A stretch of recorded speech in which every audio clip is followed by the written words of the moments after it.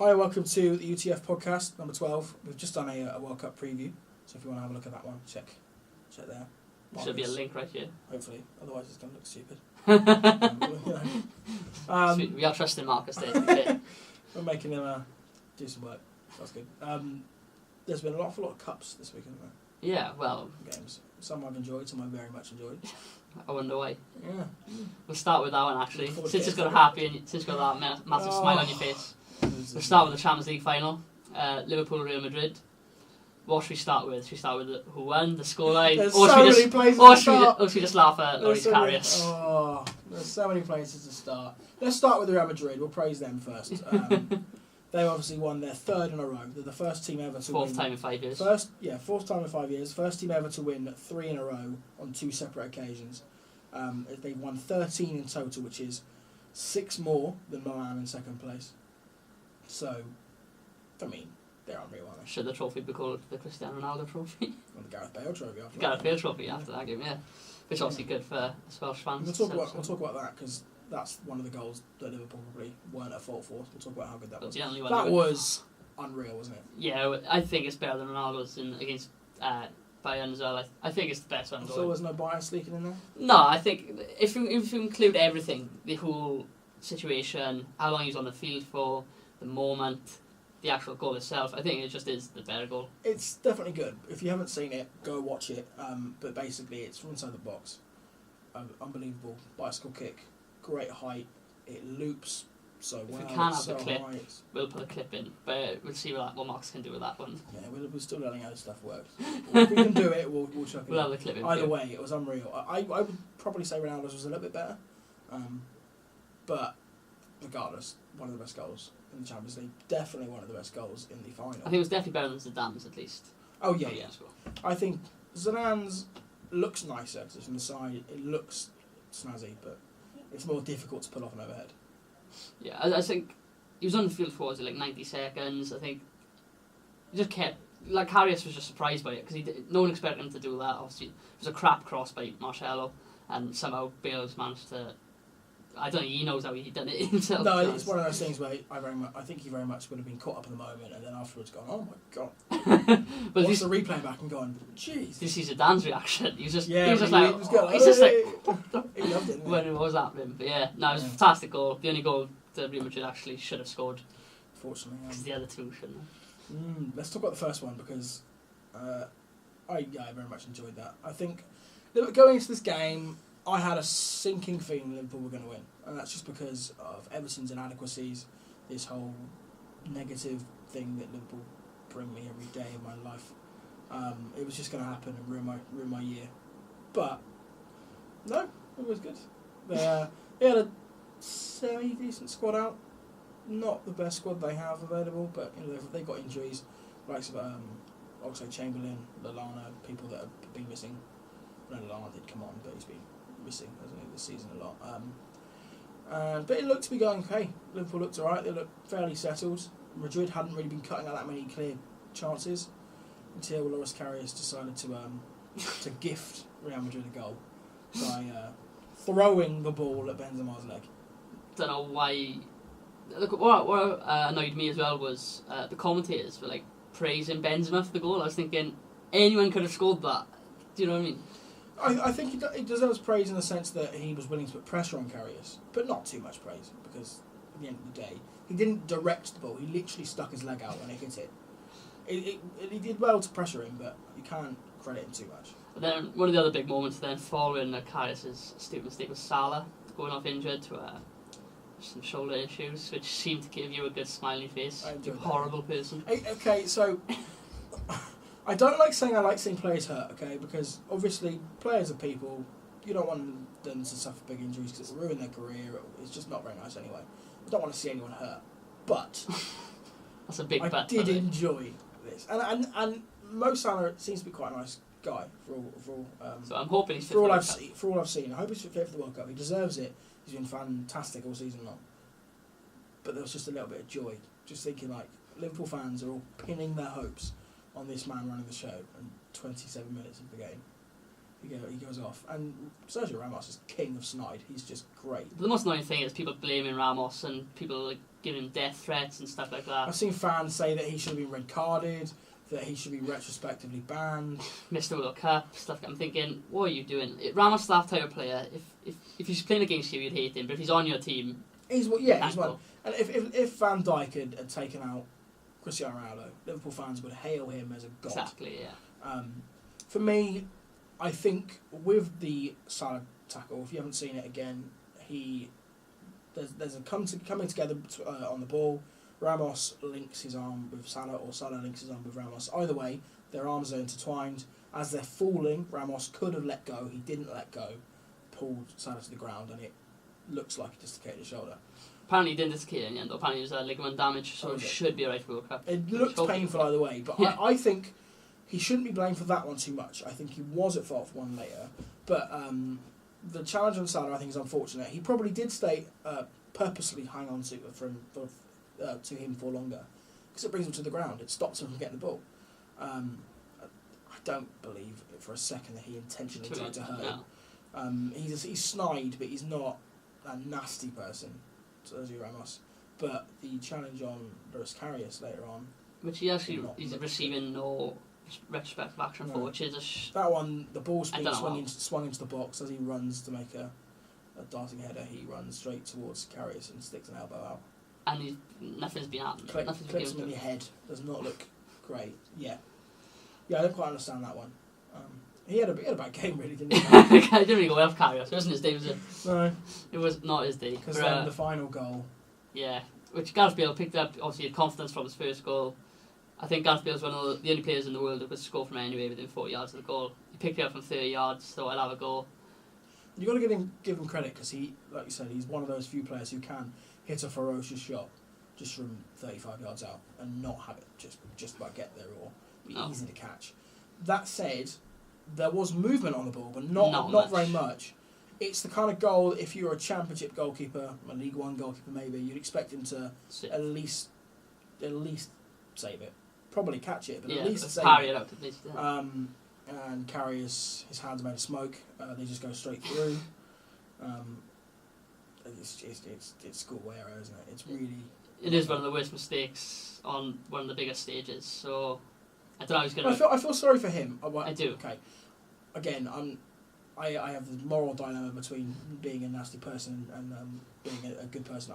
I enjoyed the fact that he suffered, but at the same time, I don't want him to suffer any more. And any Liverpool fans that have been giving him grief or giving him death threats, what are you doing? You're not football fans. You're just thugs. Jermaine Pennant was one of those. Jermaine Pennant. Jermaine Pennant's a joke. Completely irrelevant joke. Anything he says is completely. But he said, I feel sorry for all the Liverpool fans and the players except the goalkeeper. Hashtag NYNWA. What the hell are you playing at? Very definition of that. He obviously doesn't understand what the phrase means. But for me, that's one of the few things I took away.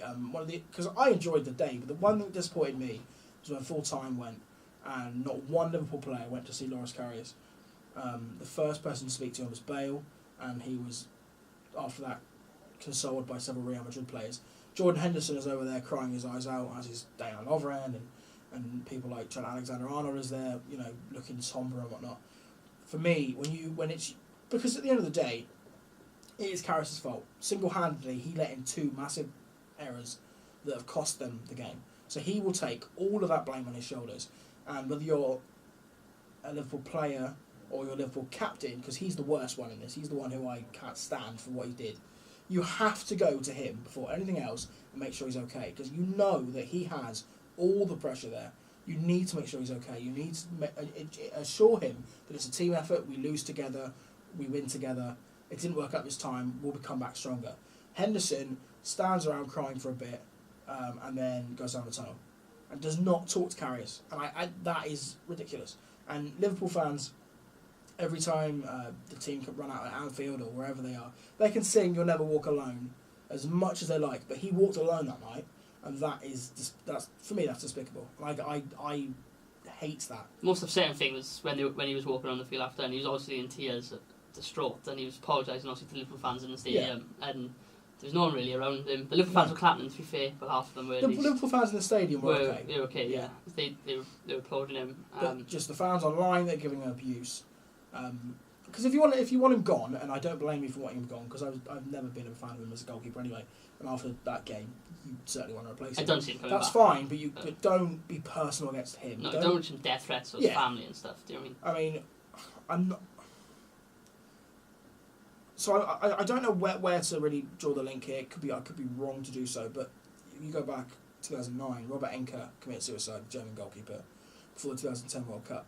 I'm not saying that was because of any depression he might have suffered through playing football. I don't know all the details. I'm not claiming anything there. What I'm saying is, when you're a man in such a high-profile position, no matter how much money you're getting paid, no matter how much prestige and fame you get out of your high-profile role, that kind of thing takes a toll on anyone. And if you keep abusing a man for making an honest mistake, you never know what someone's mental headspace is. Because at the end of the day, it is only a game. No one's got hurt. No situation like that. Yeah. So you got to feel sorry for him. I don't see him come back. I wish him well. I think Liverpool certainly should be moving him on because he's not good enough. He's not going to. But I do wish him well as a bloke. I don't want him to suffer because of it. Exactly. Another final this week wasn't really for a cup, but the Championship playoff final. Aston Villa. Marcus is obviously clearly smiling behind me right now. I don't even have to look to know that. No one is anywhere. Obviously, Aston Villa lost to Fulham. 10-man Fulham, actually. Yeah, didn't feel like it's 10 men. What did you think of the game? Did you watch the game? Yeah, I did. Yeah, I managed to watch the roll. I thought the first half, Aston Villa were dreadful. Second half, they were a lot better, but still weren't great. For me, they never really look like scoring. No. I mean, the players they have in the field, the quality, the money they've spent. Fulham Jesus class, really. I mean, their goal is a joy to watch. Sessegnon slides the ball in, and Kearney finishes so well. Two Premier League players, really. Yeah, it's really nice. And I haven't watched much of Fulham this season, but I've heard they're one of the best teams, football playing teams in the league. And when I was watching Tom Kearney, I was really impressed, and I'm looking forward to seeing what he does next season. I think, like I said, they got a few Premier League players. They play the right way. They got a really good manager who's got obviously a second promotion now from the Championship. I think he's at the first foreign manager. First non-British one, yeah. To do it, so you can see he's a good manager. Plays the right way. Obviously got the right players in. People like Tom Kearney and Ryan Sessegnon have been quality. One of the big moments of the season was signing Alexander Mitrovic on loan in January. 12 goals in 10 games or something like that. He's been absolutely unreal. He's run the show for them. He's been the target man, the outlet, and he's been quality. They've also got a good defence as well. Obviously Brian Fredericks a right back, and obviously Matty Target on loan from Southampton was a good signing. And then you got red carded in the game. Dennis Dye, he has been good this season. Obviously he scored a goal in the semi-final to get him. Got a good goalkeeper as well. Marcus Bettinelli is still, I think he's 21, 22. He's really young. He was chased by Chelsea a couple of years ago. So they're in good position to stay up. If you look at the other two teams who've gone up, Wolves and Cardiff, Wolves are probably in the best shape to stay up, and then you'd say probably Fulham. After that, they both have a really good chance to get Cardiff. The other benefit for Fulham as well is obviously owner Shahid Khan. Shahid Khan? Yeah. Yeah. He tried buying Wembley for £500 million. Yeah, so they should have some money. He has money in the bank. So if you're a Fulham fan, they don't spend now, you should be worried. Yeah, you imagine if you're a Fulham fan and £5 million of player cost, and it comes out to we can't afford him. Yes, okay, whatever. But yeah, they have a good manager and a good squad, so I'm looking forward, and they play the right way, which is important. So they play good football. I think it's the thing that's most exciting for me is seeing Slavica Jokanovic in the Premier League, because when he took over with Watford, he was only there for a small amount of time because it was mid-season he took over. But they were playing the best football that season, and they were regarded as the best footballing team in the division. It's not a coincidence that both times he's got promoted, he's been with the best footballing team in the division. So he clearly knows how to make his teams play attractive football. It's good to watch, entertaining, and wins games. So I'm looking forward to seeing how he approaches this step up in quality. I can't wait. But on the Villa situation, apparently they're going to be, apparently they are in trouble with financial fair play. Obviously they needed promotion really. It'll be the third year in the Championship, so they'll lose parachute payments from the Premier League. Exactly, yes, that's another problem there. And, I mean, you think the amount of loan players they got from the Premier League this season that have been really impressive, especially Robert Snodgrass, but also Sam Johnston, Lewis Graben, people like that. It's going to be tough to keep them. There's also further players that probably will leave now. James Chester, and next season he'll probably move on now. Oh, John Terry also will probably be leaving, because I looked likely that he was going to sign on again if they got promoted. Jack Grealish would be a really tough one to keep a hold of. I think Chester and Grealish might move to the Prem. We'll see what happens there, especially Chester. I think one of the Premier League clubs will snap him up because he's had an excellent season. He's shown he's too good for the Championship. Then you've got people like Albert Adama as well. I don't know. I think they're going to be in a tough situation next year, especially if they can't spend any money. That was who did you say? Albert Adama. Oh, Albert Adama. You know, Ahmed Al-Mahdi. No, your accent always confuses me. But, yeah, they've got a lot of talent. They're gonna have yeah. It'll be interesting to see how this summer goes. Marcus. It'll also be interesting to see what they do with Steve Bruce, because he's been someone who's come under a lot of flack, and at the same time praised a lot by different subsections of the fan base. And he's done a decent job, but at the end of the day, he's failed to do what he was tasked with doing. So whether they go for a new direction or whether they try and keep him on again and see how things go, it's not as if they were unlucky either. They just weren't good enough. They set up their team wrong. They played defensively against a attacking, fluid football team. They played one striker, and they never really approached the game with a mentality to win. And like you said, when Dennis Odoi got sent off, you'd think, all right, now Villa need to take that forward and push Fulham, go into the game, go into that final 20 minutes with enthusiasm, but nothing really. They didn't really look like winning at all. But I guess there is going to be another derby next season for Marcus to attend and be happy with. As Marcus said before, he'd rather give 6 points away than see them have the joy of getting promoted. No. You maybe get. Well, to be fair, if they are in a state as bad as it looks for Villa, maybe Birmingham will be the team with 6 points next year. Looks like Villa coming down, Birmingham moving forward. Marcus in the background went. Marcus went. He went. Birmingham are on the up. Birmingham are on the up. Obviously, under Gary Monk, so they'll be looking. They stayed up on the last day. Yeah, but under Gary Monk, I think they'll have a good season next year. They beat Fulham. Exactly. Exactly. Marcus said on Twitter. Exactly, that's what I think. But no, I think that'll be something positive for Birmingham fans next year, and obviously Villa fans are on the down. See what happens with them all this summer, and next year could be interesting in the Championship. Exactly good. Premier League relegations. Obviously, last time we talked, Stoke were down. Stoke were, I think, were already down, and then it was between Swansea and Southampton. For the other position, obviously West Brom were down even before. Well, actually, they were down after Stoke, weren't they? West Brom was sent down by Saints beating Swansea. Yeah. So, what do you think of Darren Moore being appointed? Got mixed feelings. He's done a good job since he took over, obviously getting several wins, but for me, it's not the first time, it won't be the last, that a manager's come in. They needed a fresh approach, they needed a change. He's not necessarily the man to take them forward, but they've given it to him because they've gone, oh, well, you won 5 games out of 6, or whatever he did. Have a go, and then next season he'll be sacked by December. It won't be the first time. Chris Ramsey, it happened at QPR. I can't think of any of the other examples off the top of my head, but it feels like it happens a lot. People just go, oh, yeah, why not? Stay, keep the job. And then it doesn't work. That said, it'd be nice to see him do well. And also, on a side note, he's black, and there aren't many diverse managers, and it's something that there is certainly a problem. That there aren't that many, people of other diversities that are managing at the highest level. So hopefully he does well. I hope he does well. He seems like a good man, yeah. So hopefully he continues the form they finish season with going into the Championship. What do you think of Swansea going down to Southampton? It's a shame. I like Swansea, and I liked Carlos Carvalhal, but I'd rather Saints. I'm a Southern boy. I'd rather a Southern club stay up. They've got a better squad at the end of the day. I think Swansea will probably be okay in the Championship. You'd imagine they'd attract quite a lot of good players. The way they play football is always... They've got a good ethos at the club. Excuse me. The issue with Swansea is Hugh Jenkins is causing a lot of problems there. The fans want him out. He's strangling the club a little bit. They appoint the manager yet?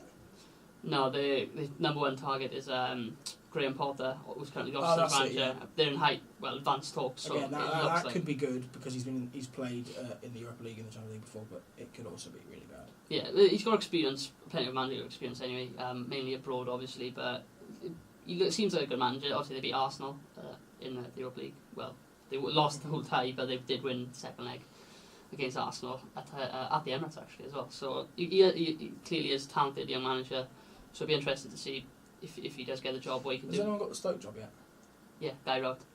That's it, Gary Rowett, yeah. That'll be interesting, I think. Yeah, well, that'll be interesting. We'll talk about obviously.